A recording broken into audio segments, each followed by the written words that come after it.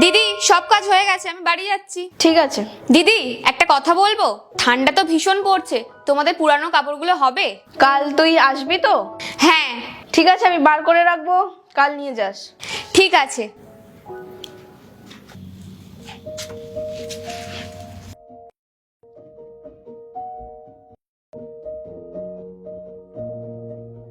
বুবাই শোনো, এই জ্যাকেটটা তো ছোট হয়ে গেছে, তুমি তো আর পরো না।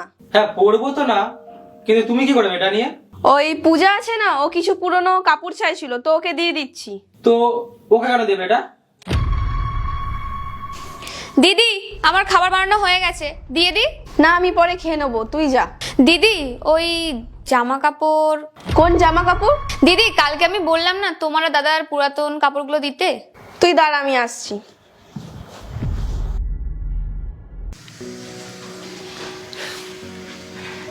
এই নাও পূজা, তোমার জন্য আর তোমার বরের জন্য, এই নাও।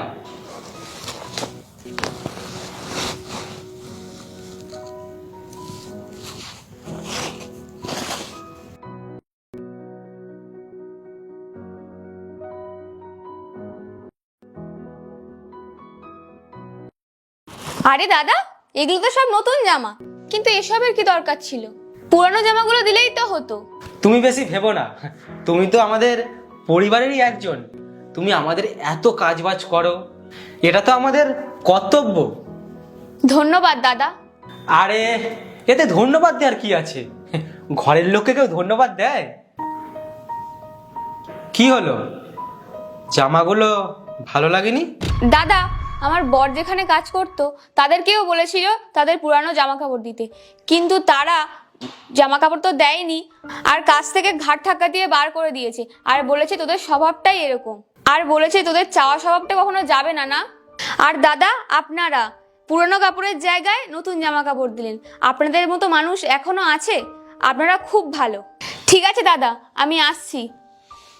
ধন্যবাদ দাদা। শোনো, আমরা যখন কারো সাহায্য করি না, তখন তার চোখের খুশি আর মুখের হাসি দেখে কত ভালো লাগে। এই জন্যই না সবসময় সবাইকে সাহায্য করা উচিত। ঠিকই বলেছো তুমি, চলো তোমার খাবারটা দিয়ে দিই। বন্ধুরা, আমরা মানুষ হয়ে যদি মানুষের পাশে না দাঁড়াতে পারি, তাহলে আর মানুষ হয়ে কি লাভ?